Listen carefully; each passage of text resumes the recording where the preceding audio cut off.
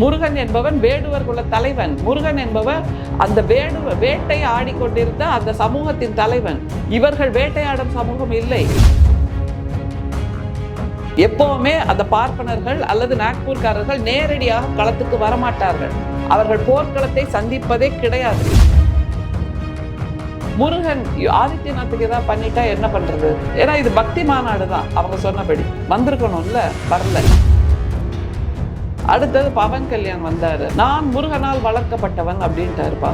எனக்கு உடனே தூக்கி வாரி பிடிச்சு, ஐயோ, சாமி நகையெல்லாம் மாவி நகையாக மாறாமல் தடுத்தது இந்து சமய அறநிலையத்துறை. நம்முடைய தமிழ்நாடு அரசு நடத்திய அந்த முத்தமிழ் முருகன் மாநாட்டிற்கு வந்தவர்கள் யார்? நீங்கள் ஒதுக்கி தள்ளியவர்கள். கருவறைங்கிறது ஒரு அடையாளம், சமூக புரட்சிக்கான அடையாளம். அதற்குள் உங்களுக்கு இடமே கிடையாது. தமிழ்நாட்டை எங்களால் கைப்பற்ற முடியவில்லை, துரோகிகளின் சூழ்ச்சியால் தோற்றோம், அதைத்தான் பார்ப்பனர்கள். இது பிஜேபிக்கான தோல்வி. அவர்கள் கலவரம் நடத்தாமல் ஒரு மாநாட்டை நடத்தி இருக்கிறார்கள், அவங்க வரலாற்றிலே கிடையாது.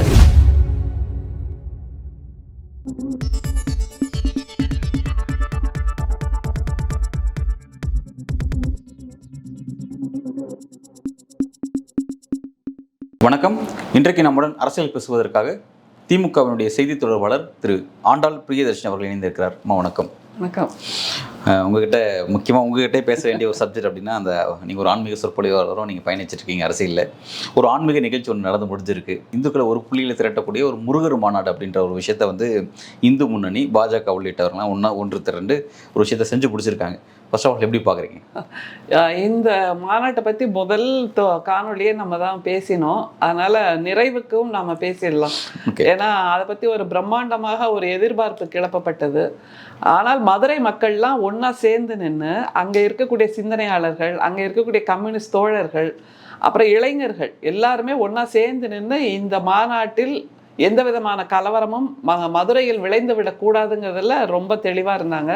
அது தவிர நம்முடைய தமிழ்நாட்டு அரசின் காவல்துறையும் மிகச்சிறப்பான பொதுமக்களுக்கான பாதுகாப்பு ஏற்பாடுகளை செஞ்சுருந்தது. அதனால் அவர்களுக்கு நம்முடைய வாழ்த்துக்களை முதல்ல சொல்லலாம். அது தவிர இந்த மாநாடை பற்றி புலி வருதுன்னு ஒரு பெரிய பிரம்மாண்டத்தை கிளப்பினாங்க இந்து முன்னணியினர். அதை தவிர இங்கே புலி கூட இல்லை, எலி கூட வந்து சேரல. ஆனால் எலி கூட வராத அளவுக்கு நம்முடைய மக்கள் காப்பாற்றினாங்கிறத நம்ம திரும்ப திரும்ப சொன்னோம். இவ்வளவு தூரம் பாதுகாப்பு ஏற்பாடுகளோ, இவ்வளவு தூரம் மக்கள் மனதை எந்த விதத்திலும் இந்த சிந்தனை தாக்கிவிடக்கூடாதுங்கிற அந்த நிலைப்பாட்டை நம்முடைய சிந்தனையாளர்கள் எடுத்தார்கள்ங்கிறதுனால தான் இவங்களால் இந்த அளவுக்கு தான் செய்ய முடிஞ்சுது. ஆனால் இது ஒரு ரகசிய விதை ஊன்றுதல் அப்படிங்கிறது தான் நம்ம பார்க்கணும். ஆனால் நேற்று அந்த மாநாட்டை பார்க்கும்போது செம காமெடி ஷோன்னு சொல்லுவோம்ல, ஒரு சர்க்கஸ் கூடாரத்தில் இருக்கிற மாதிரி இருந்தது எனக்கு. எப்படியெல்லாம் அவங்க உருண்டு புரண்டாங்க, எப்படியெல்லாம் பல்ட்டி அடித்தாங்க, எப்படியெல்லாம் ஆடுறாராமான்னு கம்பை வச்சுக்கிட்டு அந்த குரங்கு குட்டியை அந்த கலைஞர் விரட்டுவார்ல, அப்போ அந்த குரங்கு பல்ட்டி அடிக்கும், குட்டிகரணம் போடும். இந்த மாதிரியான காட்சிகள் சாதாரணமாக பார்த்தீங்கன்னா கூட எவ்வளோ நடந்தது. அங்கே பேசப்பட்ட வார்த்தைகள் எல்லாத்தையும் நீங்கள் கூர்ந்து கவனிச்சிருந்தீங்கன்னா இதை தாண்டி வேற ஏதாவது இருந்தால் கூட நீங்களே சொல்லிடுவீங்க. அந்த அளவுக்கு ஒரு காமெடி ஷோவாக போச்சு. நிறைய விஷயங்களை சொல்லலாம். முதல்ல அந்த 3 தலைவர்கள் பேசினதை நம்ம சொல்லிடலாம். ஒன்று பவன் கல்யாண் பேசினார். ஆந்திராவின் துணை முதலமைச்சர் பவன் கல்யாண் வருகிறார் பராக்னு ஒரு பிரம்மாண்டத்தை கிளப்பினாங்க. அதுக்கு முன்னாடி ஆதித்யநாத் வரல. இது ஒரு யோகின்னு சொல்லாதீங்க, நான் எல்லா இடங்கள்லையும் சொல்லிட்டு இருக்கேன். ஏன்னா இவங்க இந்த ஒரு டேகை முதல்ல கொண்டு வந்து வச்சிருவாங்க. இவர்களுக்கு பொருத்தம் இல்லாத, இவர்களுக்கு தகுதி இல்லாத ஒரு டேகை, புனிதமான வார்த்தைகளை கொண்டு போய் முதல்ல வச்சுப்பாங்க. குருஜி கோல்வாக்கர், யோகி ஆதித்யநாத், மகாபுருஷ், உலக மகா யுக புருஷ் மோடி அப்படின்னு எல்லாம். இதுக்கெல்லாம் எந்த விதத்தில் இவர்கள் நியாயம் செய்கிறார்கள்ங்கிறது ஒரு கேள்வி. அதனால யோகி ஆதித்யநாத்னு சொல்லாதீங்க, என்னுடைய அன்பான வேண்டுகோள். வெறும் ஆதித்யநாத் இல்லைன்னா இன்னொன்று சொல்லுங்க, புல்டோசர் ஆதித்யநாத்னு சொல்லுங்க, அது ரொம்ப பொருந்தி வரும். எனவே அவர் வரல. இது வெறும் முருகர் மாநாடு தான். அரசியல் இல்லைன்னா ஒரு முருக பக்தரா அவர் வந்திருக்கணும்ல. இப்போ முருகன் கண்ணை குத்திடுவாரோ எனக்கு பயமா இருக்கு. ஆதித்யநாத் கண்ணை குத்திட்டா என்ன ஆகும்? உத்தரப்பிரதேசம் பாவம் எவ்வளோ நல்லா அந்த மாநிலத்தை வளர்த்து வச்சிருக்காரு. நம்ம கஷ்டப்பட்டு கொடுக்குற ஜிஎஸ்டியில் மோடி அவர்கள் அள்ளி அள்ளி அங்கே கொடுக்குறாரு. நோகாமல் நுங்குத்திக்கிற பக்கத்து வீட்டுக்கு என்னது ஊரா வீட்டு நெய்யே பொண்டாட்டி கையேங்கிற மாதிரி அதை வச்சு அவர் அங்கே வளர்த்துட்ருக்காரு. தன்னையும் வளர்த்துக்கிறாரு, மாநிலத்தை என்ன பண்ணுறாருன்னு நமக்கு தெரியல. எனவே இப்போ வரல இந்த மாநாட்டுக்கும் போது முருகன் ஆதித்யநாத்துக்கு எதாவது பண்ணிட்டா என்ன பண்ணுறது? எனக்கு ரொம்ப வருத்தமாக இருக்குப்பா. அடுத்தது ஏன்னா இது பக்தி மாநாடு தான் அவங்க சொன்னபடி வந்திருக்கணும்ல, வரல. சரி, அடுத்தது பவன் வராமல் போயிட்டாரு. ஏன் வரல நீங்க தான் போய் கேட்கணும். முருகன் கனவுல வந்து சொன்னாரோ என்னவோ. தொடர்ந்து அரசியல் பேசி வரும் நமது சேனல் நியூஸ் ஃபோக்கஸ் தமிழை சப்ஸ்கிரைப் பண்ணி ஆதரவு தாருங்க. புல்டோசர் ஆதித்யநாத் கனவுல வந்து சொன்னாரோ என்னவோ, நீ அங்க போகாத அப்படின்னு என்ன சொன்னாருன்னு எனக்கு தெரியல. அதனால அவர் வரல, பயந்து போய் வரல. அடுத்தது பவன் கல்யாண் வந்தாரு, எல்லா எதிர்ப்புகளையும் மீறி வந்திருக்காரு. அதுக்கு நம்ம ஒரு பாராட்டுதல சொல்லலாம். ஆனால் அவர் வந்து பேசினதுல நான் முருகனால் வளர்க்கப்பட்டவன் அப்படின்ட்டாருப்பா. எனக்கு உடனே தூக்கி வாரி பிடிச்சு, ஐயோ முருகன் எங்கப்பா கிரஷ் நடத்துறாரு, முருகன் எங்க பால்வாடி நடத்துறாரு அப்படின்னு எனக்கு ஒரு கேள்வி ஓடிச்சு. ஏன்னா நமக்கு தான் தெரியாம இருக்கா? தமிழ்நாட்டில் கூட அந்த மாதிரி முருகன் நடத்துகின்ற கிரஷ், முருகன் நடத்துகின்ற பால்வாடி அப்படின்னு எதுவும் இல்லையே. முருகனால் வளர்க்கப்பட்டவன் அப்படின்ட்டாரு. அதை யோசிக்கும் போது நமக்கு இன்னொன்று தோணுது. பிரதமர் சொன்னார்ல, நான் என்னுடைய அம்மாவுக்கு பிறக்கவில்லை, கடவுளுக்கு பிறந்தேன் அப்படின்னு.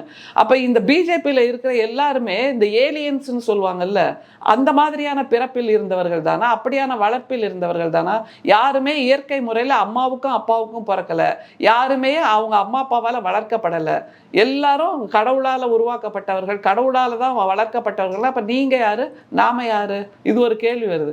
இது பகுத்தறிவுக்கு அல்லது இயற்கையான சிந்தனைக்கு ஒப்பாதது இல்லையா, அப்பாற்பட்டது. இப்படி கூட யோசிக்க முடியுமா கீழ்த்தரமா அப்படிங்கிறது ஒன்று.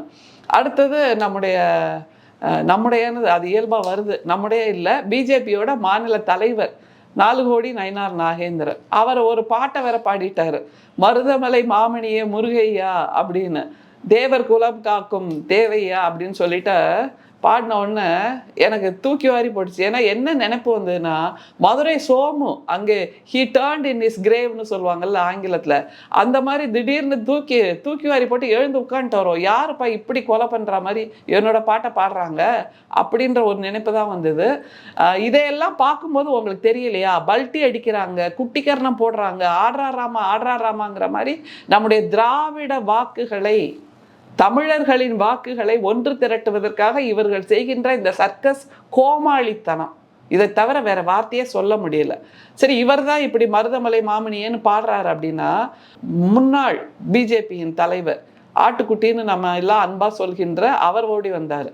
அவர் கிட்டலும் பேரு சொல்லுங்க, அண்ணாமலைங்கிறதுனா நீங்க சொல்லுங்க அவர் பேரை. ஏன்னா நான் பொதுமக்கள் சார்பில் தான் பேசுறேன்.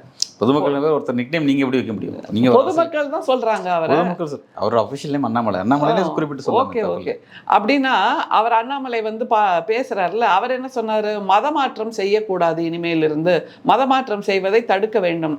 ஆனா இவர்களுடைய அமைப்பை சார்ந்த, இவர்களுடைய கட்சியை சார்ந்த ஹெச் ராஜா அவர்கள் தான் 2 நாள் முன்னாடி ஒரு காணொலியில் சொல்றாரு. என்னன்னா, அமெரிக்காவில் கூட தேவாலயங்களை மூடிவிட்டு அந்த கிறிஸ்தவர்கள் இந்து தர்மத்தில் ஈடுபட்டு இந்துக்களாக மாறிக்கொண்டிருக்கிறார்கள் அப்படிங்கிறார். அப்ப அது மதமாற்றம் இல்லையா? வேற ஒரு மதத்திலேருந்து ஹிந்து மதத்துக்கு வந்துட்டு அது உயர்வானது. ஹிந்து மதத்தின் எதேச்சாதிகாரம், இங்க இருக்கக்கூடிய சாதி அடிமைத்தனம், இந்த சாதி படிம நிலை, அதை தவிர அந்த வர்ணாசிரமக்காரர்கள் ஆகமக்காரர்கள் செய்கின்ற அந்த எதேச்சாதிகாரம் பிடிக்காமல் சுயமரியாதையோடு இங்கிருந்து விலகி வேறு ஒரு மதத்தை தழுவுகிறார் என்றால் அது இழிவானதுங்கிறது, அதை சொல்லுவதற்கான உரிமையை இவர்களுக்கு யார் கொடுத்தார்? அதுதான் ஒரே ஒரு கேள்வி.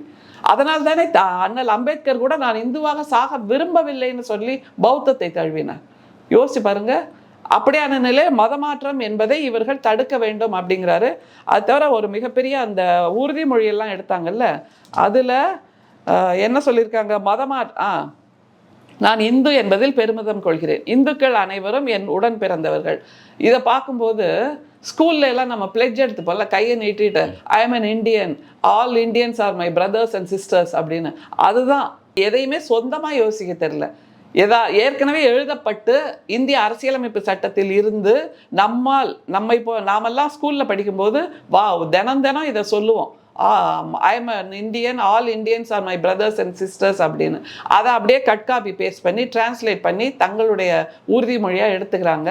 அதில் தான் சொல்கிறாங்க, பிறர் இழிவு செய்தால் தட்டி கேட்பதை எனது கடமையாக கொள்வேன், மதமாற்றம் நடைபெறாமல் தடுக்க பாடுபடுவேன், மதம் மாறி சென்றவர்கள் மீண்டும் மதம் திரும்ப, தாய் மதம் திரும்ப செய்வேன். அப்படின்னா இது உயர்வானது, நீங்க உங்க கருத்தை வச்சுக்கோங்க. ஆனா ஏன் மற்ற மதத்திலிருந்து இந்து மதத்துக்கு வருவதை உயர்வானதுன்னு சொல்கின்ற நீங்கள் இங்கே இருக்கின்ற இந்த பிரிவினைவாதம், பிளவுவாதம் பிடிக்காமல் வேறு மதத்திற்கு செல்லும் போது அதை தவறு என்று சொல்கிறீர்கள்? நம்முடைய அரசியலமைப்பு சட்டத்தை கொடுத்த அண்ணல் அம்பேத்கர், அறிவர் அம்பேத்கரை கூட இந்த சனாதனம் இழிநிலையில் தானே வைத்திருந்தது. அவரே இந்துவாக சாக விரும்பவில்லைன்னு டிக்ளரேஷனே கொடுத்தார், பிரகடனமே கொடுத்தார். அப்படிங்கும்போது இந்து மதம் என்பதுதான் உயர்வு என்ற ஒரு உங்களுடைய சிந்தனை இப்போது இந்த 2026 தேர்தலுக்காக வந்திருக்கிறது. ஒரு நூற்றாண்டுக்கு முன்பு வரைக்கும் இந்த இந்துக்கள் என்ற போர்வையில் நீங்கள் அழைக்கின்றவர்கள் வைசியர்கள் அல்லது சூத்திரர்கள், அருந்ததிகள், பெண்கள், இவர்களையெல்லாம் நீங்கள் ஒதுக்கி தள்ளினீர்கள், இவர்களையெல்லாம் நீங்கள் எள்ளி நகையாடினீர்கள். இவர்கள் நிமிர்ந்தே நிற்கக்கூடாதுங்கிறதானே உங்களுடைய சூழ்ச்சியாக இருந்தது. அதற்கு எதிராகத்தானே கோயில் நுழைவு போராட்டத்திலிருந்து சமூக போராட்டங்கள், பெண்களுக்கான விடுதலை போராட்டங்கள் எல்லாத்தையும் தமிழ்நாடு முன்னெடுத்தது, திராவிடர் கழகம் முன்னெடுத்தது, நீதி கட்சி முன்னெடுத்தது. வரலாறுன்னு பார்த்தா இப்படி தான் நம்ம பார்த்தாகணும். அதனால இப்போ உங்களுக்கு இந்துக்கள் மீது பிடிமானம் வந்து விட்டது. காரணம் இந்த BC, MBC, OBC, SC, ST இவர்கள் தான் இந்துக்கள். உங்களுக்கு தான் தனியா ஒரு பேர் இருக்கு, பார்ப்பனர்கள் அப்படின்னு. அதையும் சேர்த்து ஆங்கிலேயன் அந்த வார்த்தையை கொடுத்துட்டான், ஹிந்துஸ் அப்படின்னு. ஆனால் அந்த காலகட்டத்தில் வந்த ஒரு வார்த்தை தான். ஆங்கிலேயன் எப்போது இந்துக்கள் என்ற ஒரு வார்த்தையை காயின் பண்ணி கொடுத்தானோ அப்போது தமிழ்நாட்டில் உருவாக்கப்பட்ட ஒரு வார்த்தை தான் திராவிடம் அப்படிங்கிறது. அதற்கு ஆந்த்ரபாலஜிஸ்ட் அவர்கள்லாம் சொல்வது இண்டோ ஆரியன் அப்படிங்கிற அந்த வழிமுறையில் இந்தோ திராவிடியன் அப்படிங்கிற அந்த வார்த்தையும் இருந்திருக்கு, அந்த பயன்பாடும் இருந்திருக்கு.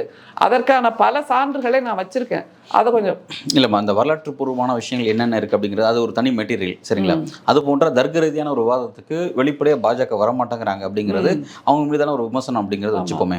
இப்போ சப்ஜெக்டுக்குள்ளே வருவோமே. இப்போ இந்த இடத்துல வந்து பார்த்தீங்கன்னா அண்ணாமலை வந்து ஒரு குறிப்பிட்ட விஷயத்தை சொல்லியிருக்காரு. இந்த மாநாடு வந்து ஒரு மிகப்பெரிய எச்சரிக்கை மணின்னு சொல்லி குறிப்பிட்டிருக்காரு. ஏன் இந்த எச்சரிக்கை மணிங்கிறது அவர் யாருக்கு சொல்றாருன்னு புரிஞ்சுக்க முடியுது. எதற்காக அவர் அப்படி சொல்றாரு? இது என்ன விதமான எச்சரிக்கை? அதான் இவர்களை போலரைசேஷன் பண்றாங்க. இனிமேல் இந்துக்களை பற்றியோ இந்து கடவுள்களை பற்றியோ தவறாக பேசினால் அவர்களுக்கான எச்சரிக்கை மணி அப்படிங்கிறத அவர் சொல்றாரு. ஆனா அண்ணாமலை அவர்கள், முன்னாள் பிஜேபி தலைவர் அண்ணாமலை அவர்களுடைய தாத்தாவோ முப்பாட்டனோ என்ன தொழில் செய்து கொண்டிருந்தார்? அதுதான் என்னோட ஒரே கேள்வி. எச்சரிக்கை மணி என்பதை நீங்கள் பார்ப்பனர்களுக்கு சொல்ல வேண்டும். நாக்பூரில் இருக்கின்ற அந்த பார்ப்பனர்களால் ஆளப்பட்டு கொண்டிருக்கின்ற அந்த இந்து மகாசபாவின் நீட்சியாக இருக்கக்கூடிய உங்களுடைய தலைவர்களுக்கு தான் நீங்கள் அதை சொல்ல வேண்டும். ஏன் திராவிடத்துக்கு சொல்றீங்க? ஏன் தமிழ்நாட்டு தலைவர்களுக்கு சொல்றீங்க? இல்லை, இப்போ இந்த மாநாடு அப்படிங்கிறது முழுக்க முழுக்க நீங்கள் சொல்கிற மாதிரி பிராமணர்களால் முன்னெடுக்கப்பட்ட மாநாடு இல்லை. இடைநிலை சாதியை சேர்ந்த, குறிப்பாக வந்து இந்து முன்னணி சேர்ந்த காடேஸ்வர சுப்பிரமணியம் அவர் தான் வந்து தலைமை தங்குறார். அவர் ஒரு இடைநிலை சாதியை சேர்ந்தவர். அதன் பிறகு வந்து இந்து முன்னணியில் மற்ற பொறுப்பாளர்கள் இருக்காங்க, பாஜகவுடைய மற்ற தலைவர்கள்லாம் இருக்காங்க. எல்லாருமே பார்த்தீங்கன்னா இடைநிலை கேஸ்டை சேர்ந்தவங்க இருக்காங்க. அப்படி இருக்கும்போது ஏன் வந்து உங்களுடைய முழுக்க உங்களோட கோவம் வந்து பிராமணர் மீது திரும்புது? இடைநிலை சாதியை சேர்ந்தவர்கள் இந்த மாநாட்டை நடத்தியிருக்காங்க நீங்க சொல்றீங்க. ஆனால் அவர்களுக்காக அந்த சிந்தனையை இன்ஜெக்ட் பண்ணது நாக்பூர்ல இருந்து, அதை நம்ம மறுக்கவே முடியாது. எப்பவுமே அந்த பார்ப்பனர்கள் அல்லது நாக்பூர்காரர்கள் நேரடியாக களத்துக்கு வரமாட்டார்கள். அவர்கள் போர்க்களத்தை சந்திப்பதே கிடையாது. போர்க்களத்துக்கு தளபதிகளை மட்டும் அனுப்புவார்கள், தங்களுடைய கைப்பாவைகளை மட்டும் அனுப்புவார்கள். அதுதானே அவர்களுடைய வழக்கம். அதனால தானே நம்ம சொல்றோம், முருகன் என்பவன் போர்க்கடவுள், முருகன் என்பவன் வேடுவர் குல தலைவன், முருகன் என்பவர் அந்த வேட்டை ஆடிக்கொண்டிருந்த அந்த சமூகத்தின் தலைவன். இவர்கள் வேட்டையாடும் சமூகம் இல்லை. யாகம் வளர்த்து முத்தின்னு சொல்லுவாங்க, 3 விதமான தீயை வளர்த்து தங்களுடைய வாழ்க்கையை வேதம் ஓதி நடத்தி கொண்டிருப்பவர்கள். அவர்களுக்கும் இந்த பிசிக்கல் வேலர்னு சொல்வோம்ல, வீரம் சார்ந்த அந்த வேட்டை சார்ந்த அந்த சிந்தனை உள்ள, அப்படி பார்த்தீங்கன்னா வேட்டை சார்ந்த சமூகம் என்பதற்கு முன்னால் நின்று போரிடுகின்ற அந்த துணிச்சல் இருக்கும். அதுதான் நாம். ஆனால் இவர்கள் யாகம் வளர்த்து மந்திரம் சொல்பவர்கள் எப்போதுமே பின்னால் நிற்பவர்கள். பின்னால் நின்று இந்த இடைசாதின்னு சொல்றீங்கல்ல, அவங்கள தூண்டி விட்டு அவர்களின் கைப்பாவையாக இவர்களை மாற்றுவதுதான் அவர்களுடைய யுத்தி எப்போவுமே. அதனால தான் நான் சொல்றேன், அண்ணாமலை அவர்களுடைய முப்பாட்டன்கள் என்ன தொழில் செய்தார்கள், அவர்கள் என்ன கல்லூரியில் போய் படித்தார்கள், எந்த என்ஜினியரிங் காலேஜில் படித்தாங்க, படிக்கவே விடலை. இல்லை, அந்த சூழ்ச்சியை செய்தது யார்? இந்த பார்ப்பனர்கள் தானே. சரி, ரைட், ஓகேம்மா. இப்போ இங்கே ஒரு கேள்வி இருக்குது. இப்போ வந்து பாஜக ஒரு பொலிட்டிக்கல் பேட்டர்ன் வச்சுருக்காங்க. உத்தரப்பிரதேஷ் போனால் வந்து ராமரை தூக்கிக்கிறாங்க, ஒடிசா போனால் வந்து பூரி ஜெகநாதரை தூக்கிக்கிறாங்க, வெஸ்ட் பெங்கால் போனால் வந்து அங்கே காளியுடைய இதை எடுத்துக்கிறாங்க. இந்த மாதிரி ஒவ்வொரு ஊர்களையும் ஒரு கடவுளுடைய விஷயத்தை அவங்க ஒரு பொலிட்டிக்கல் பேட்டர்னாக பயன்படுத்துகிறாங்க. தமிழ்நாட்டில் ஏன் முருகனை செலக்ட் பண்ணியிருக்காங்க? ஏன் பல கடவுள் இங்கே இருக்குது, முருகனை செலக்ட் பண்ணதுக்கான நோக்கம் என்ன, அதோட பின்னணின்னு? இல்லை, தமிழ்நாட்டின் அடையாளம் முருகன். ஓகே, தமிழ்நாடு, தமிழ் என்பதன் அடையாளமாகவே நாம் கொண்டாடி கொண்டிருப்பது நம்முடைய முருகனை தான். எப்படி தமிழ்நாட்டோட மொத்த அடையாளமும் முருகன் என்ற ஒரு கடவுள்? அந்த எளியவர்களின் தலைவன். ஒரு பார்ப்பனர்கள் வணங்குகின்ற அந்த விஷ்ணுவோ அல்லது பெருமாளோ எளியவர்களின் தலைவன் சொல்ல முடியாது. இல்ல, முருகன் என்பவன் போற போக்குல நம்ம அப்பா முருகா காப்பாத்து அப்படின்னு கர்ணத்துல போட்டுட்டு போறக்கூடிய அந்த எளியவர்களின் தலைவனாக. அதே பண்ணி சுப்பிரமணிய சாமியா மாறிட்டார்ல. அதான், எல்லாவற்றையும் கையில் எடுத்துக்கொள்வது, எல்லா ஆளுமைகளையும் திருடிக் கொள்வது, எல்லா சிந்தனையும் திருடிக் கொள்வதுதான் பார்ப்பனர்களோட வேலை. நீங்க இதை இப்படி பொருத்தி பாருங்களேன். கணவாய் வழியாக வந்திருக்கிறார்கள். அவர்களுக்கென்று இந்தியாவில் எந்த இடமும் கிடையாது, எந்த மாநிலமும் கிடையாது. ஏன்னால் மொழிவாரியாக பிரிக்கப்பட்ட அந்த நிலையில் அந்த சமஸ்கிருதத்துக்கோ அல்லது இவர்களுக்கென்று தனி மாநிலம் கிடையாது. டேம் பிராம் அப்படிம்பாங்க, மலையாளி பிராம் அப்படிம்பாங்க, கன்னடா பிராம்பாங்க, தெலுங்கு பிராம்பாங்க, பெங்கால் பிராம்பாங்க, சொல்லுவாங்களா இல்லையா? அப்ப என்ன அர்த்தம்? எங்கெங்கே போறாங்களோ அங்கே உள்ள மண்ணோடு கலந்து அங்கே உள்ளவற்றை ஸ்வீகரித்துக் கொள்வது என்பது வேறு, கபலீகரம் செய்து கொள்வது என்பது வேறு. கபலீகரம் செய்து அங்கே இருந்த எல்லாவற்றையும் அழித்து தங்களை நிலைநாட்டிக் கொள்வது, அதுதான் இவர்களுடைய வேலை. எளியவர்களின் தலைவனாக காலம் காலமாக முருகனை பற்றி நம்ம இதுல அந்த படிமங்கள் தொன்மங்கள் எல்லாம் நிறைய உண்டு. குன்றுதோறும் இருக்கிறான் முருகன், குமரன் அப்படின்னு சொல்றோம்ல, அந்த குன்றுதோறும் இருக்கக்கூடிய குமரனோடு ஔவையாரை பொருத்தி பார்த்து நம்முடைய படிமங்கள் தொன்மங்கள்ல நிறைய இருக்கு. படிக்காதவர்களுக்கும் ஏழைகளுக்குமான ஒரு கடவுள் முருகன். அது தவிர தமிழ் என்கின்ற அடையாளம் அப்படின்னு நம்ம திரும்ப திரும்ப சொல்லிட்டு இருக்கோம். எல்லா அறுபடை வீடுகள் இதெல்லாம் காலம் காலமாக தமிழ்நாட்டில் இருக்கக்கூடிய தொன்மங்கள். மீதி இப்ப சாய்பாபான்னு சொல்லுங்களேன். ஷீரடி சாய்பாபா என்பவர் மிக சமீபத்திய கண்டுபிடிப்பு. ஷீரடியை சேர்ந்தவர், ஆனால் அப்துல் மாலிக், அல்லா மாலிக் என்ற இஸ்லாமியர் தான் அவர் ஒரு ஃபக்கீர். ஆனால் எல்லா மதத்தவராலும் ஏற்றுக்கொள்ளப்பட்ட ஒரு எளியவர். அதனால இப்போ அவரை தெய்வமாக்கி இங்க இருக்கக்கூடிய வடபழனி கோயில்ல கூட அவரை கொண்டு போய் உள்ள வச்சுட்டாங்க. இப்படித்தான் அவர்கள் செய்வார்கள். யாரெல்லாம் மிக அதிகமாக பெரும்பான்மையினரால் கொண்டாடப்படுகிறார்களோ அவர்களை கையில் எடுத்துக்கொள்வார்கள். ஏன் முருகன்கிறதுக்கு இதுதான் கேள்வி. பெரும்பான்மையினர் இந்திய தமிழ்நாட்டில் இருக்கக்கூடிய 99% பேருக்கு முருகன் என்பவர் ஒரு செல்ல குழந்தை.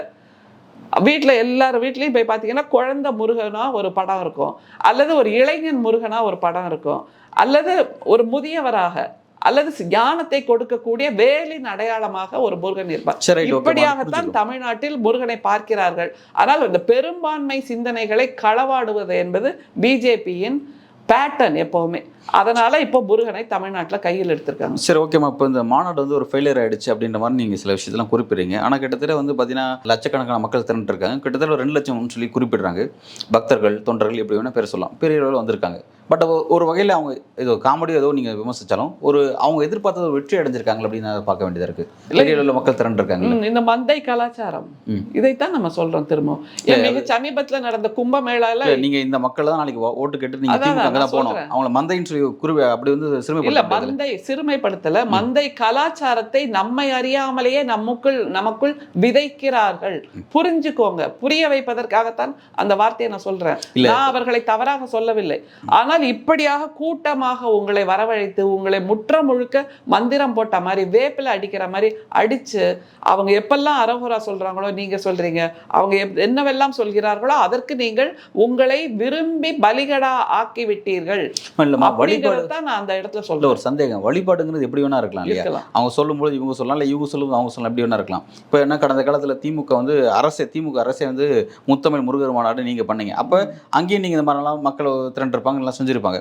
ஆனால் உங்களை அவங்க அந்த மாதிரியான விமர்சனம் பண்ணலை. பாஜக வந்து உங்களை அந்த மாதிரி நீங்கள் செஞ்சதுக்காக விமர்சனம் பண்ணல. ஆனால் இன்றைக்கி அவங்க இப்படி ஒரு விஷயத்தை முன்னெடுக்கும் போது ஏன் வந்து இந்த மாதிரி இப்படி ஒரு விமர்சனத்தை நீங்கள் ஏன் முன் வைக்கிறீங்க? ஏன்னா காலம் அதான் அந்த ஹிஸ்ட்ரி ஷீட்டுன்னு நான் காலங்காலமாக சொல்லிட்டு இருக்கேன்ல, அவங்களுடைய முற்கால வரலாறு அது சொல்லுது. நீங்க இப்போ மக்களை அரோகரா சொல்ல வைக்கிறீங்க. நாங்கள் முத்தமிழ் முருகன் மாநாட்டை நடத்தினோம் என்றால் நாங்கள் யார்? நம்முடைய தமிழ்நாடு அரசு நடத்திய அந்த முத்தமிழ் முருகன் மாநாட்டிற்கு வந்தவர்கள் யார்? நீங்கள் ஒதுக்கி தள்ளியவர்கள். நீங்கள் எப்போது தீண்டத்தகாதவர்கள்னு சொன்னீங்கல்ல, அவங்களையெல்லாம் ஒன்றா கூப்பிட்டு பாருங்க, இதுதான் நாங்கள், இதுதான் இந்துக்கள், இதுதான் இந்துக்களின் பெருமை. எங்களிடம் பிரிவினைவாதம் கிடையாது, தீண்டாமை கிடையாது, எதேச்சாதிகாரம் கிடையாது என்பதை நாங்கள் சொல்லி காட்டினோம், செய்தும் காட்டியிருக்கிறோம், ஒரு நூற்றாண்டாக செயல்படுத்தி காட்டியிருக்கிறோம். சரி, ஓகே. அப்போ நீங்கள் திரும்ப திரும்ப இது விமர்சனம் பண்ணுறதான காரணம், திமுக அரசு ஒரு முத்தமிழ் மாநாடு நடத்தினா அது வந்து அதோட தலைமை யாரு? திமுக அரசு. அது தலைமை திமுக அரசு இல்ல, தமிழ்நாடு அரசு. தமிழ்நாடு அரசு வந்து ஓகே, தமிழ்நாடு அரசு வந்து அதை லீட் பண்ணுறாங்க அப்படிங்கிறனால ஓகே, அதை நீங்கள் வந்து ஒரு பாசிட்டிவாக பார்க்குறீங்க. இந்த பக்கத்தில் வந்து நீங்கள் வைக்கிற விமர்சனம்னா நாக்பூர்லேருந்து வந்து ஒரு அசைன்மெண்ட் அப்படிங்கிறனால இதை நீங்கள் வேறு மாதிரி விமர்சனமாக நீங்கள் பார்க்குறீங்க. Right, okay. இப்போ நான் என்ன கேட்குறேன்னா, இந்த நாக்பூர் அசைன்மெண்ட்டை வச்சுக்கோங்களேன், தமிழ்நாட்டில் இப்படி ஒரு விஷயத்தை செஞ்சு பார்க்கணும்னு முயற்சி பண்ணுறாங்க, செஞ்சு முடிச்சுட்டாங்க. இதனால் அவங்களுக்கு கிடைச்சிருக்க பொலிட்டிக்கல் கெயின் என்ன? ஏன்னா எல்லாமே அரசியல் நோக்கத்துக்காக செய்யக்கூடிய நிகழ்வு. இதன் மூலமாக அவங்க அடைஞ்ச அரசியல் அறுவடை என்ன? எப்போவுமே நான் சொல்லுவேன், பிஜேபிங்கிறது வாக்கு கேட்கறதுக்கு மட்டும்தான் பிஜேபி. மீதி கலவரங்களை நடத்துவதற்கு, இந்த மாதிரியான செயல்பாடுகளை செய்து பார்ப்பதற்கு ஆர்எஸ்எஸ் நாக்பூர் அனுப்புகின்றவர்களில் ஒருவர் தான் இந்த இந்து முன்னணி அப்படிங்கிறது நமக்கு தெரியும். ஜெய் பஜ்ரங் பலி, பஜ்ரங் தள், அப்புறம் இந்து முன்னணி, இப்படியாக விஸ்வ இந்து பரிஷத், இப்படியாக நிறைய வழிவகைகள் அவங்கள்ட்ட இருக்கு. அப்படி ஒன்றை தமிழ்நாட்டுக்குள் இறக்கி வைத்திருக்கிறார்கள். இதனால அவங்களுக்கான பொலிட்டிக்கல் கெயின் என்ன அப்படிங்கிறீங்க. பொலிட்டிக்கல் கெயின் என்னங்கிறத விட சோஷியல் கெயினை முதல்ல பார்த்துடலாம். சோஷியல் கெயின் என்னன்னா, மீண்டும் தமிழர்களை சிந்தனை அற்றவர்களாக மாற்றுகிறார்கள். ஒரு நூற்றாண்டு திரும்ப திரும்ப ஒரு நூற்றாண்டுக்கு முன்னு தான் என்னால் சொல்ல முடியும். ஒரு நூற்றாண்டுக்கு முன்பு வரைக்கும் தமிழர்களை படிக்க விடவில்லை, தமிழர்களை வேலை பார்க்க விடவில்லை, தமிழர்களுக்கு பொருளாதார சுதந்திரம் கிடைக்காமல் பார்த்து கொண்டார்கள், தமிழர்களுக்கான கல்வி வாய்ப்பு மறுக்கப்பட்டது, பள்ளிக்கூடங்களுக்கு தமிழர்கள் சென்றதே இல்லை. அண்ணல் அம்பேத்கரை கூட, படிக்க சென்ற அண்ணல் அம்பேத்கரை கூட வகுப்பறையின் வாசலில் தான் நீ உட்கார்ந்து படிக்கணும், உள்ள வரக்கூடாதுன்னு சொன்னவர்கள் தானே இவங்க. அதைத்தானே நம்ம எச்சரிக்கை செய்கிறோம். தமிழர்களை ஏமாந்து விடாதீர்கள் இவர்களிடம், இவர்களுடைய பசப்பு வார்த்தையிடம்.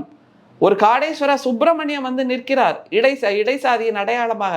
ஆனால் அவரை இயக்கி கொண்டிருக்கின்ற சூத்திரதாரி யார்? அவருடைய அந்த கயிறு எங்க இருக்கு? நாக்பூர்ல தானே இருக்கு. அவரும் இந்த இடைசாதி மக்களுக்காகவும் உழைத்ததுதான் திராவிடர் கழகங்கள்.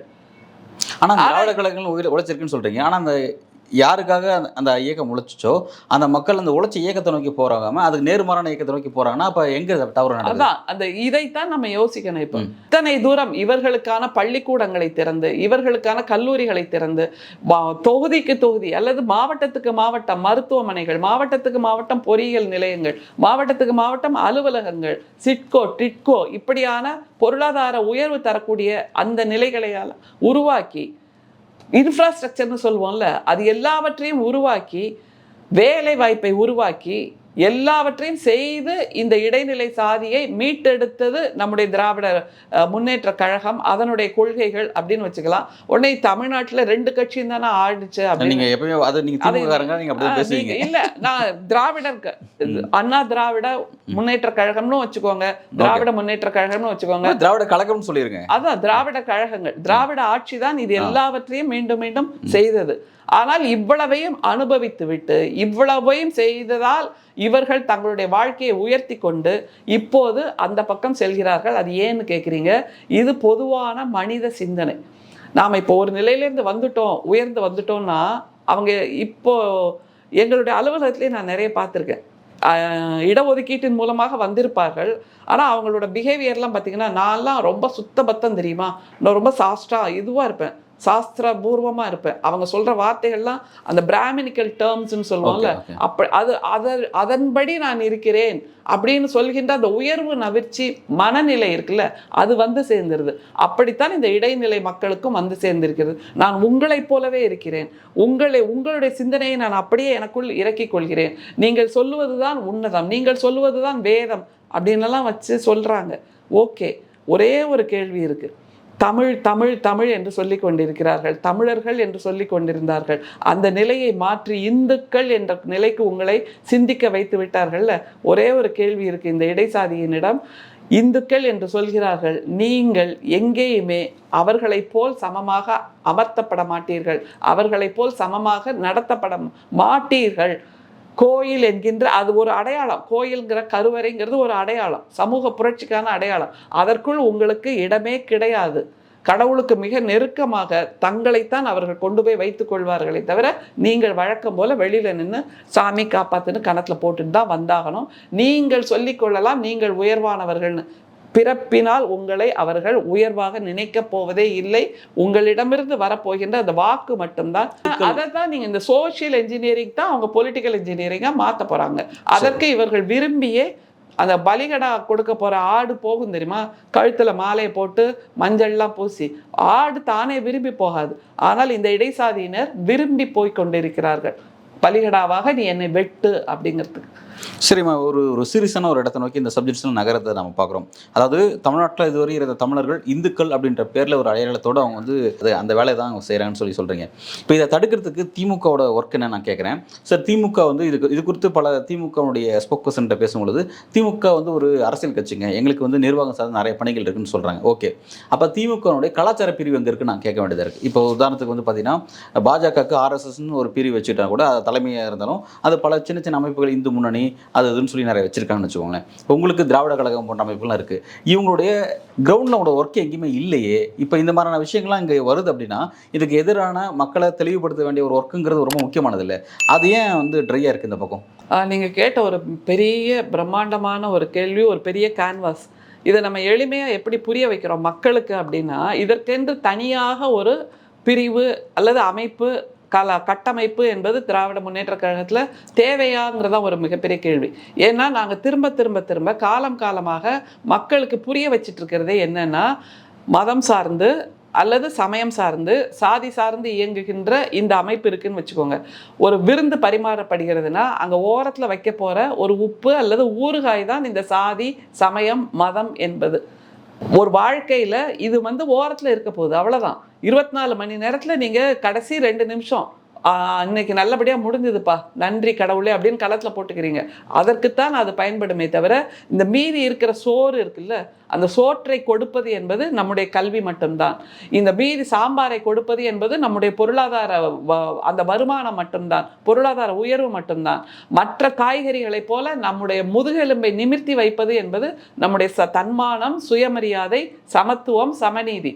இது எல்லாம் தான் வாழ்க்கைக்கு முக்கியமே தவிர, ஒரே ஒரு ஊறுகாய் மாதிரி உப்பு மாதிரி ஓரத்தில் லேசாக தொட்டுக்க போகிற ஒரு விஷயத்தை வச்சு இந்த சமூகத்தை கட்டமைப்பது என்பது வயிற்றுக்கு கேடு அப்படிங்கிறத மருத்துவர்கள் சொல்கிறாங்கல்ல. அதே மாதிரி நாமும் திரும்ப திரும்ப சொல்லிகிட்டே இருக்கோம். அதனால் கலாச்சாரம் மூலமாக, பண்பாடு மூலமாக உள்ளே வருகிறார்கள் என்றால் அதில் இருக்கக்கூடிய விஞ்ஞானபூர்வமான பார்வை என்ன, அதில் இருக்கக்கூடிய ஆன்மநேய பார்வை என்ன.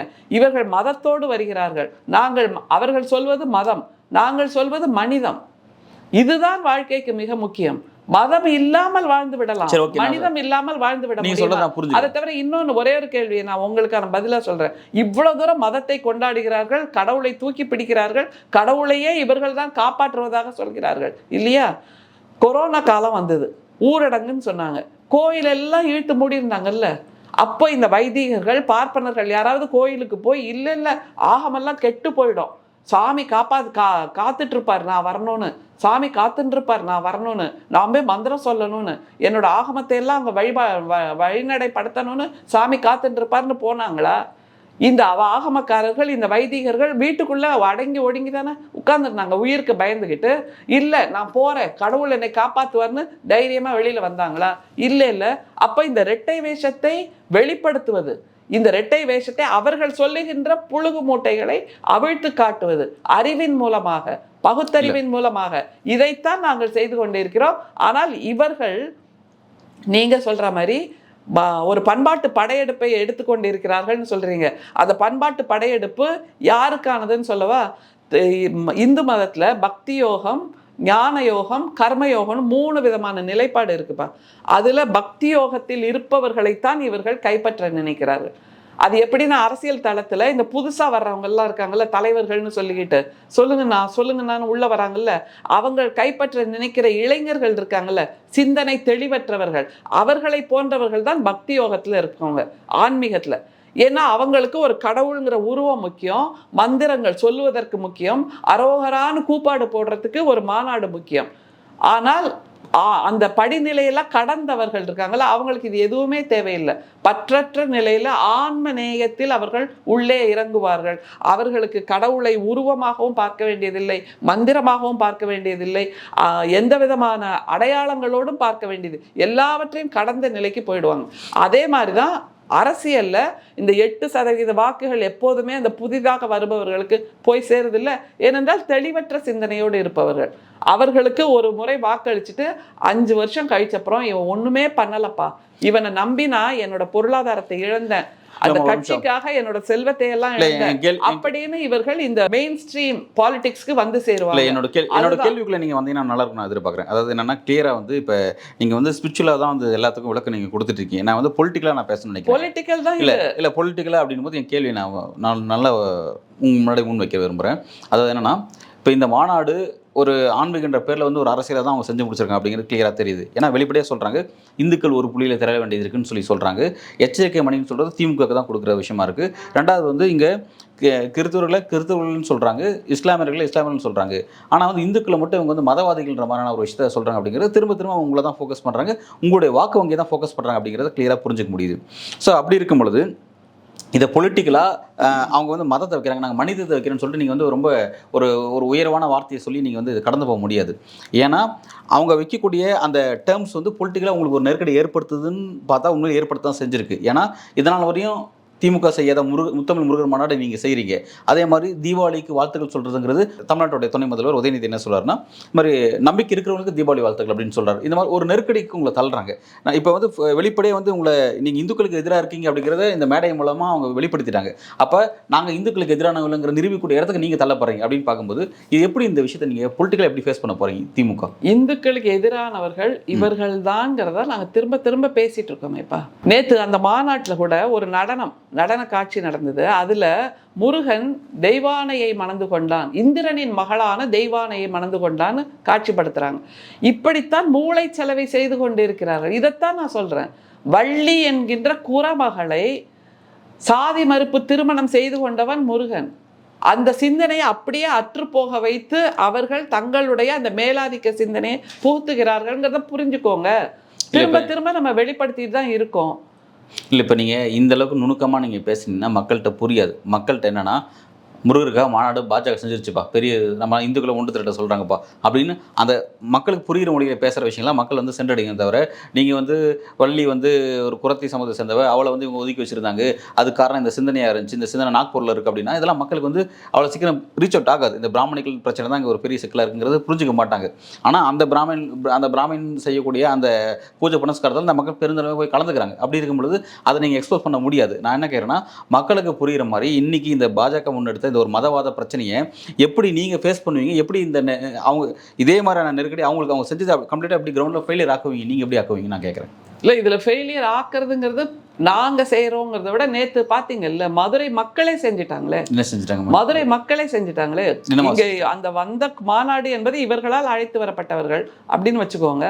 ஆனால் மதுரை மக்கள் தானே நேற்று இந்த மாநாட்டின் மூலமாக எந்த கலவரமும் நடக்க விடாமல் செய்தது. நல்ல விஷயம். அல்லது நான் புரிஞ்சுக்கிறேன். அதாவது இந்துத்துவ கலவரம் நடக்கல, உள்ளே வரக்கூடாது என்று தடுத்து நிறுத்தியது மதுரை மக்களே. இல்ல கலவரம் நடக்கல, அரசியல் படுத்தி இருக்கோம். அவங்க கலவரம் நடக்கல, நான் புரிஞ்சுக்கிறேன். கலவரம் நடக்கல, 100% சட்ட ஒழுங்கு பாதுகாக்கப்பட்டிருக்கு. ஓகே, மகிழ்ச்சி. ஆனா மக்கள்கிட்ட அங்கே வந்து ஒரு விஷயத்தை விதைக்கப்பட்டிருக்கு. அந்த நிகழ்ச்சி மூலமா அது ஒரு நடந்திருக்கு. ஏன்னா தமிழர்கள் கோஸ் டு இந்துக்கள் அப்படின்ற மாதிரி ஒரு டிரான்ஸ்ஃபர்மேஷன் நடக்குது. அது இருக்கக்கூடாது அப்படிங்கிறது அங்கே பெருமான விஷயம். அது அப்படி நகர்ந்துச்சுன்னா இங்கே சகோதரத்துவமாக வந்துட்டு இருக்கக்கூடிய இஸ்லாமியர்களுக்கு உங்களுக்கும் பெரிய கான்ஃப்ளிக்ட் உருவாக ஆரம்பிச்சிடும். இந்த விஷயத்தை அவங்க இனிஷியேட் பண்ணிட்டாங்க, பாஜக இனிஷியேட் பண்ணிட்டாங்க. இதை எப்படி நீங்கள் பிரேக் பண்ண போறீங்க? இது அடுத்த கட்டத்தை நகராம அல்லது நகர்ந்த விஷயத்தையோ நீங்கள் எப்படி சரி கட்டுறது மாதிரி அடுத்த ஒர்க்கை நீங்கள் எப்படி முன்னெடுக்க போறீங்க? நீங்களே அந்த பதிலை சொல்லிட்டீங்க எடுத்த உடனே. நேற்று இந்த மாநாட்டில் கலவரம் நடக்காத அளவுக்கு மதுரை மக்கள் காப்பாத்திட்டாங்கன்னு சொன்னீங்கல்ல, இதுதான் துவக்க புள்ளி. இது பிஜேபிக்கான தோல்வி. அவர்கள் கலவரம் நடத்தாமல் ஒரு மாநாட்டை நடத்தி இருக்கிறார்கள்ங்கிறது அவங்க வரலாற்றிலே கிடையாது. தமிழ்நாட்டில் மட்டும்தானே அதை செய்ய முடிஞ்சிருக்கு, வரலாற்றிலே கிடையாது. அப்படிப்பட்ட ஒரு இக்கட்டான நிலையை பிஜேபிக்கு நாங்க உருவாக்கி இருக்கோம். நீ உள்ள வந்தேன்னா எல்லா விதத்திலும் நாங்களே உன்னை விரட்டி அப்படி நீங்க சொல்றத பார்த்தா நேற்றைய முருகர் மாநாடு மூலமா ஒரு கலவரத்தை திட்டமிட்டு இருந்தாங்க, அது முறியடிக்கப்பட்டுச்சுங்கிறது உண்மை. நிச்சயமா எல்லா விதத்திலும் அவர்கள் மாநாடு நடத்துகிறார்கள், அவர்கள் ஊர்வலம் நடத்துகிறார்கள். ஏன் நம்ம சென்னையில எத்தனை பிள்ளையார் ஊர்வலங்கள் இவர்கள் மசூதி முன்னாடி போய் நின்றுக்கிட்டு கலவர பூமியா மாத்த ட்ரை பண்ணியிருக்காங்கல்ல. எல்லா இடத்திலும் அவர்கள் அந்த முயற்சியை கைவிட்டதே இல்லை. ஆனால் நேற்றைய முருகர் மாநாடு என்பது பிஜேபிக்கான மிகப்பெரிய தோல்வி. காரணம், அவர்களால் ஒரு சிறு கலவரத்தை கூட அங்கே நடத்த முடியவில்லை. அந்த அளவுக்கு தமிழ்நாடு அரசும் நம்முடைய மதுரை மக்களும் மதுரையின் சிந்தனையாளர்களும் மிக பாதுகாப்பாக அந்த மண்ணை காப்பாற்றினார்கள். திருப்பரங்குன்றத்தை எப்படி இவர்கள் பிடியிலிருந்து காப்பாற்றினாங்களா இல்லையா? நீங்க சொல்றீங்க அவங்க பெரிய படையெடுப்பா வர்றாங்கன்னு. அது படையெடுப்பெல்லாம் இல்லைங்க. நிச்சயமா நான் சொல்லுவேன், ஒரு பரங்குன்றம் அந்த மலையை காப்பாற்ற முடிந்தது. அது மாதிரி அங்க இருக்கிற டங்ஸ்டன் சுரங்கத்தை வெட்டுவதற்கு இவங்க தானே உள்ள வந்தாங்க, பிஜேபி தானே உள்ள வந்தது. என்னுடைய பதவியே போனாலும் சரி, நான் இந்த டங்ஸ்டன் சுரங்கத்தை அனுமதிக்க மாட்டேன்னு தனி தீர்மானத்தை கொண்டு வந்தது யார்? அப்ப இந்துக்களுக்கு பாதுகாப்பாக இருப்பது யாருன்னு சொல்லுங்க பார்க்கலாம். அந்த இடத்துல இந்துக்கள்ங்கிறது மறைஞ்சு போயிருதா? இந்துக்கள்ங்கிறத நீங்க ஏன் ஒரு பக்திக்கான வார்த்தையா மட்டும் பயன்படுத்துறீங்க? தமிழர்களின் வாழ்க்கையை காப்பாற்றுவது நம்முடைய திராவிட முன்னேற்ற கழக அரசு தானே. அதை தவிர நான் இதை பொலிட்டிக்கலாகவும் இதை நீங்க இப்படி பாருங்க, காலங்காலமாக மண்டல் கமிஷனின் அந்த இடஒதுக்கீட்டின் மூலமாக இங்கே இருக்கின்ற தமிழர்கள் அவர்களுக்கு வாழ்வாதாரத்தை கொடுத்தது, இடஒதுக்கீட்டின் மூலமாக கொடுத்தது திராவிட முன்னேற்ற கழகம். ஓகே, இப்போ அது ஒரு பக்கம் இருக்கட்டும். இப்போ வந்து அந்த ஒரு 6 தீர்மானம் நிறைவேற்றினாங்க. அதில் வந்து இந்துக்களுக்கு எதிராக இருக்கக்கூடிய அரசியல் கட்சியும் அந்த அரசியல்வாதியும் புறக்கணிக்கணும்னு சொன்னாங்க. அது வந்து டைரெக்டாக உங்களை பற்றி தான் சொல்கிறாங்கிறது புரியுது. அதை நீங்கள் எப்படி பண்ண போகிறீங்கிறது ஒன்று. ரெண்டாவதுன்னா, இந்த பகல்காம் விஷயத்தை குறிப்பிட்டு அதுக்காக வந்து கரெக்டாக ஒர்க் பண்ண இந்திய ராணுவத்துக்கும் மோடிக்கும் புகழாரம் சொல்லியிருக்காங்க. இந்த நிகழ்ச்சி வேற ஒரு விஷயத்தை நடத்தப்பட்ட நிகழ்ச்சி. இந்த நிகழ்ச்சியில் அதை பற்றி பேசுகிறாங்க அப்படின்னா இதை நீங்கள் எப்படி திமுக எப்படி பார்க்குறீங்க? இதைத்தான் நாங்கள் ஆரம்பத்திலேயே சொல்லிட்டு இருக்கோம். இது அரசியல் மாநாடு தான், முருக பக்தர் மாநாடு இல்லை. இது முற்ற முழுக்க பக்தர் மாநாடு, பக்தி மாநாடு, ஆன்மீக மாநாடுனா பகல்காம் விஷயம், பகல்காம் போர், அது போர் கூட இல்லை. அந்த பகல்காம் தாக்குதல் அதை பற்றி அங்கே எதுக்கு ஒரு தீர்மானம் நிறைவேற்றணும்? சரி, அங்கே பகல்காம் தீர்மானத்தின் மூலமாக பிரதமர் மோடி அவர்களுக்கு வாழ்த்து சொல்கிறாங்க. அந்த 4 தீவிரவாதிகள் உள்ளே வந்தாங்கல்ல, அந்த துப்பாக்கிகள் எல்லாம் தூக்கிக்கிட்டு ஒரு 200 கிலோமீட்டர் தூரத்துக்கு நடந்தே வந்திருக்காங்க, சுட்டுட்டு திரும்பவும் நடந்தே போயிருக்காங்க. அப்படிங்கிற அந்த கேள்விகளுக்கெல்லாம் பதில் எங்கே இருக்குது? இதிலிருந்தெல்லாம் நழுவி போயிடுறாங்களே, அது எப்படி? அப்புறம் இந்த பகல்காம் தாக்குதலை கூட நிறுத்துவதற்கு ட்ரம்ப் தானே உத்தரவிட்டிருக்கிறாரு. திரும்ப அவர் போன இடங்கள்ல எல்லாம் 12 முறை சொன்னார். இப்போ வேணா சொல்லியிருக்கலாம் இது 2 தலைவர்களால் உருவானது அப்படின்னு. ஆனால் 12, அப்போ எது உண்மை? 12 முறை போய் நான் தான் நிறுத்தினேன்னு சொன்னது உண்மையா, அல்லது இப்போ சொன்ன ஒரு முறை சொன்னது உண்மையா, அல்லது 12 முறை சொன்னது பொய்யா, இப்போ சொல்றது பொய்யா? அவருக்கு நோபல் பரிசு தரதுலாம் டிஸ்கஸ் பண்ணிட்டு இருக்காங்க. அதெல்லாம் இருக்கு. அவருக்கு நோபல் பரிசு ஏன் நம்ம மகாபுருஷ் எங்க போனாரு? இல்ல ஏன்னா இந்த போர் விஷயத்த 2 அணு ஆயுத நாட்டோட போர் விஷயத்த முடிவு கொண்டு ட்ரம்ப் தான். அவருக்கு ஒரு அந்த அமைதிக்கான நோபல் பரிசு தனக்கு கிடைக்க வேண்டும்ங்கிறதுனால தானே யுக புருஷ் இவ்வளவு வருஷமா பாடுபட்டாரு.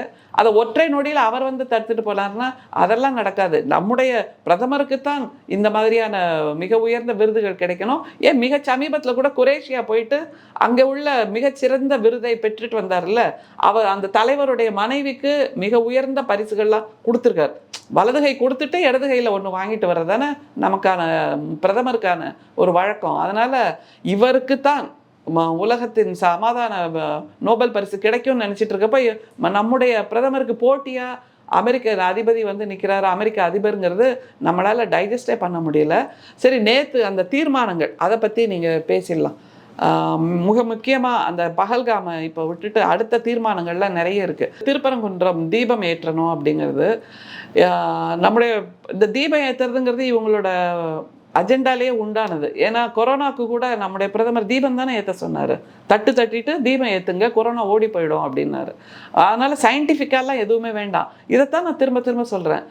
நம்முடைய இந்தியாவை பற்றிய ஒரு பிக்சர் இருந்தது ஒரு நூற்றாண்டுக்கு முன்னாடி வரைக்கும். என்னன்னா, இந்தியா என்பது பாம்பாட்டிகளின் தேசம், இந்தியாங்கிறது யானைகள் அல்லது பிச்சைக்காரர்களின் தேசம் அப்படின்ற ஒரு சித்திரம் வெளிநாட்டவர்களுக்கு இருந்தது.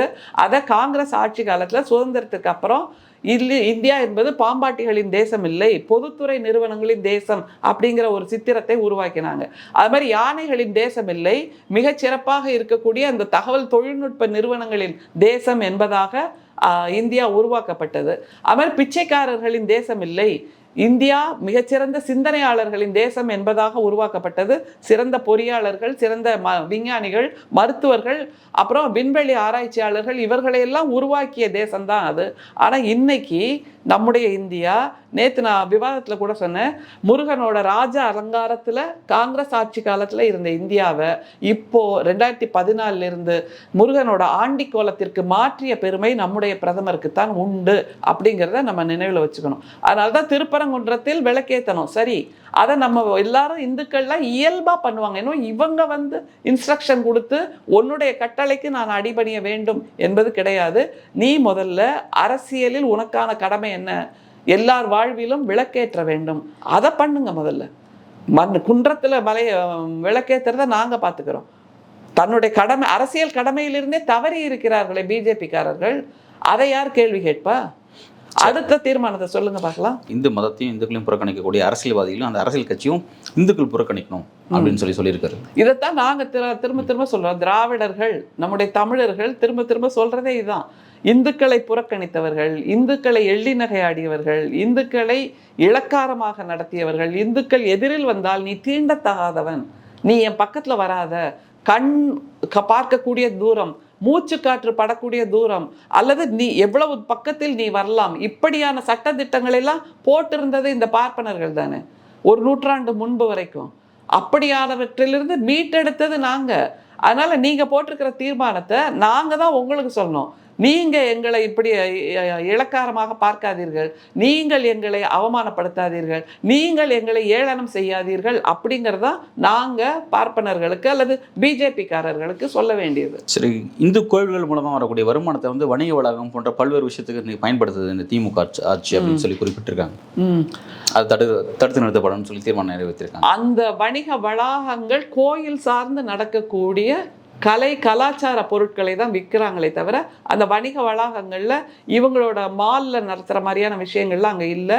பொதுவாக இன்னொரு ஆர்டிக்கிள் இருக்குது நம்மளுடைய அரசியலமைப்பு சட்டத்தில், ஆர்டிகிள் 25(2) என்ன சொல்கிறதுன்னா, allows for state regulation of economic and social activities related to religious practices to prevent mismanagement and ensure accountability.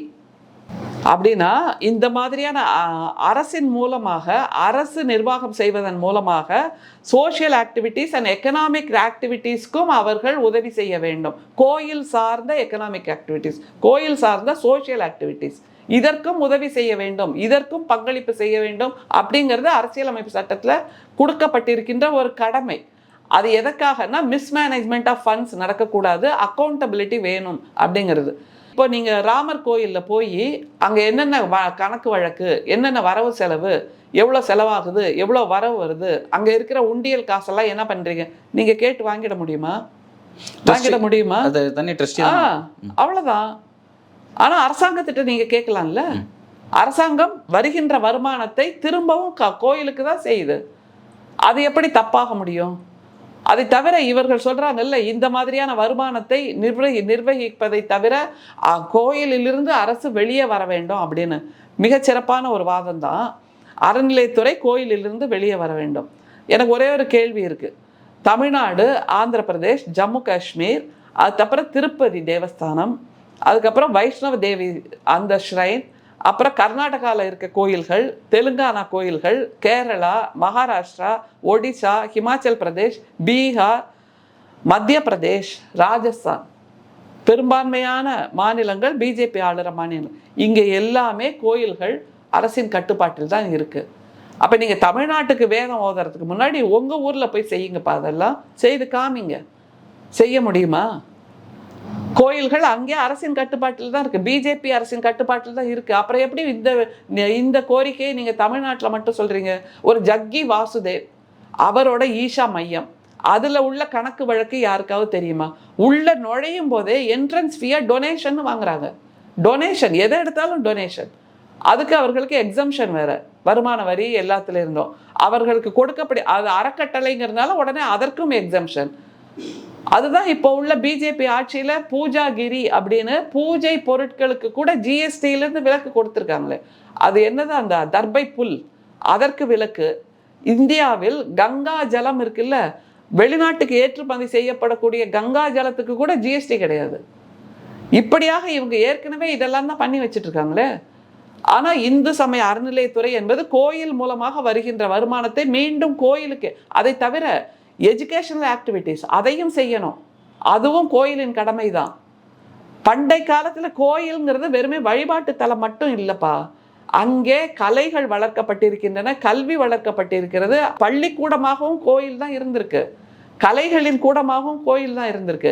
அப்போ அந்த நடவடிக்கைகள்லாம் மீண்டும் செய்வதுதான் கோயிலின் அடையாளம் அப்படிங்கிறது தான் இப்போ தமிழ்நாட்டு அரசின் இந்து சமய அறநிலையத்துறை மிகச்சிறப்பாக செய்து கொண்டிருக்கிறது.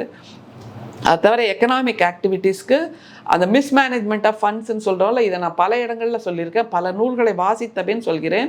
சாமி நகையெல்லாம் மாமி நகையாக மாறாமல் தடுத்தது இந்து சமய அறநிலையத்துறை. அதே மாதிரி அங்கே இருக்கக்கூடிய வைதிகர்கள், பார்ப்பனர்கள் கருவறைக்குள் சென்று பூஜை செய்கிறார்கள்ல, அவங்களுக்கான நலத்திட்டங்களையும் அவர்களுக்கான குடியிருப்புகளையும் நம்முடைய இந்து சமய அறநிலையத்துறை உருவாக்கி இருக்கிறது. அது தவிர அந்த குழந்தைகள், அந்த மந்திரம் சொல்றாங்கல்ல வைதிகர்கள், அவர்களுடைய குழந்தைகளுக்கான மேற்கல்விக்காக ஸ்காலர்ஷிப் கொடுக்குறாங்க. அது யாராவது சொல்லியிருக்காங்களா இது வரைக்கும்? ஒவ்வொரு ஆண்டும் 10,000 ரூபாய் இந்த குழந்தைகளின் மேற்கல்விக்காக தமிழ்நாடு அரசு கொடுத்து கொண்டிருக்கிறது. அதை தவிர வண்டி வாகனம் வாங்குவதற்கு மானியம், குடியிருப்புகள், இதையெல்லாம் எந்த வைதிகராவது வெளியில வாயை திறந்து பேசியிருக்காரா? அப்புறம் அந்த பொங்கல் போன்ற பண்டிகைகள்ல இவர்களுக்கான அந்த பரிசளிப்பு பொருட்கள், மளிகை பொருட்கள், புத்தாடை, இதெல்லாம் கொடுக்கறது தமிழ்நாடு அரசு. உங்களுக்கு தமிழ்நாட்டு அரசோட வேறுபாடு இருக்கு, உங்களுக்கு வேண்டாம் அப்படின்னா வேண்டான்னு எந்த வைதிகராவது இது வரைக்கும் சொல்லியிருக்காரா? இப்படியாக மிகச்சிறப்பான நடவடிக்கைகளை செய்து கொண்டிருக்கிறது தமிழ்நாடு அரசு. ஆனால் தமிழ்நாடு அரசு மட்டும் கோயிலிருந்து வெளியில் வரணும். ஆனால் இவர்கள் ஆட்சி செய்கின்ற கர்நாடகா, தெலுங்கானா அல்லது ஆந்திர பிரதேஷ், மத்திய பிரதேஷ், உத்தரப்பிரதேஷ், ராஜஸ்தான், எல்லா இடத்துல இவங்க கோயிலை நிர்வகிச்சுட்டு இருப்பாங்க. இது எந்த விதத்தில் நியாயம்? அந்த தீர்மானமே தப்பான தீர்மானம். தீர்மானத்தை தாண்டி நேற்று அந்த மாநாட்டில் பேசின ஒரு பெண்மணி, அவங்க என்ன தெரியுமா சொல்றாங்க, 70 ஆண்டு காலம் தமிழினத்தை கூறு போட்டீர்கள், அதை மீட்டெடுக்கும் நாள் இது, அப்புறம் எதிரிகளால் அல்ல துரோகிகளின் சூழ்ச்சியால் தோற்றோம் அப்படிங்கிறாங்க. எப்படி அவங்க வெளிப்படுத்திட்டாங்க பாருங்க, துரோகிகளின் சூழ்ச்சியால் தோற்றோம்னு. அதைத்தான் பார்ப்பனர்கள் வருந்தி கொண்டிருக்கிறார்கள். தமிழ்நாட்டை எங்களால் கைப்பற்ற முடியவில்லை, எங்கள் கையை மீறி போய்விட்டது திராவிட சிந்தனையால் அப்படிங்கிறத மீண்டும் மீண்டும் அவங்க உணர்த்திக்கிட்டே இருக்காங்க. 70 ஆண்டு காலம் தமிழினத்தை கூறு போட்டீர்கள்ங்கிறாங்க. நூற்றாண்டு காலமாக தமிழினத்தை கூறு போட்டவர்கள் பார்ப்பனர்கள், கணவாய் வழியாக உள்ளே வந்தவர்கள். இப்ப திரும்ப திரும்ப நான் ஒண்ணு சொல்றேன், முருகன் தமிழ் கடவுள்னு நேற்று பேசின எல்லாருமே சொல்றீங்கல்ல, அந்த தமிழுக்கான இடத்தை நீங்கள் கோயிலில் கொடுத்திருக்கிறீர்களா? அந்த கருவறையில் கொடுத்திருக்கிறீர்களா? மீண்டும் மீண்டும் தமிழில் தான் அர்ச்சனை செய்ய வேண்டும்னு சொன்னா உடனே அதற்கு ஓடி போய் நீதிமன்றத்தில் தடை உத்தரவு வாங்குறீங்கல்ல. தமிழிலும் அர்ச்சனை செய்யப்படும் அந்த நிலையில தானே இன்னமும் வச்சுட்டு இருக்கோம். அப்ப நீங்க என்ன தமிழை கொண்டாடுகிறீர்கள், நீங்க என்ன தமிழ் கடவுளை கொண்டாடுகிறீர்கள்? அது தவிர இந்த கோயிலுக்குள்ள வராதேன்னு தடுத்தவர்கள் தானே இந்த பார்ப்பனர்கள். இவங்க இப்ப எப்படி இப்போ இந்துக்கள் மீது அன்பாக இருக்க முடியும், இந்துக்கள் மீது பாசமாக நேசமாக அக்கறையாக இருக்க முடிகிறது என்று கொஞ்சம் யோசிச்சு பார்க்கணும். நேற்று அங்க மாநாட்டுக்கு போன அந்த தமிழர்கள், திராவிடர்கள் கொஞ்சம் யோசிச்சு பார்க்க வேண்டும். நீங்க கோயிலுக்கு போகலாம், நீங்க கோயிலில் கடவுளை கும்பிடலாம், நீங்க உங்களுக்கு அந்த உரிமை இருக்கிறது என்ற உரிமையை பெற்றுக் கொடுத்ததே திராவிடர் கழகம், திராவிடர் சிந்தனை, தந்தை பெரியார்.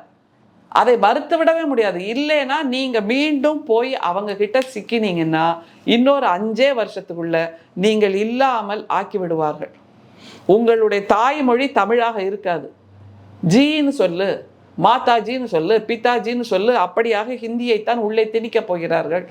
உங்களுடைய கல்வி உரிமை, வேலை பார்க்கும் உரிமை, பொருளாதார உரிமை, தலை நிமிர்ந்து நிற்கின்ற உரிமை எல்லாவற்றையும் உங்களிடமிருந்து பறிக்க போகிறார்கள்ங்கிறத எச்சரிக்கையாக திராவிடர்களாகிய நாங்கள் இந்த இந்துக்களுக்கு சொல்ல விரும்புகிறோம். ரொம்ப நல்லது. நீண்ட ஒரு நெடிய உரை. பாஜக குறிப்பாக இந்து முன்னணி முன்னெடுத்த இந்த முருகர் மாநாடு அப்படிங்கிற விஷயத்தில் எதெல்லாம் நம்ம கவனிக்கணும், எதை புறக்கணிக்கணும் அப்படிங்கிறத பற்றியும், இதோடைய பின்னணி திட்டம் என்னவாக இருக்குது, இதோட அரசியல் காரணங்கள் என்னவாக இருக்குது அப்படிங்கிறத பற்றிலாம் வரலாற்று போகமும் சரி, தற்போதைய அரசியல் நிகழ்வு வச்சும் சரி, ரொம்ப அழகாக விரிவாக நீங்கள் சொன்னீங்க. உங்களை கருத்துக்கும் வருகைக்கும் மிக்க நன்றி. நன்றி.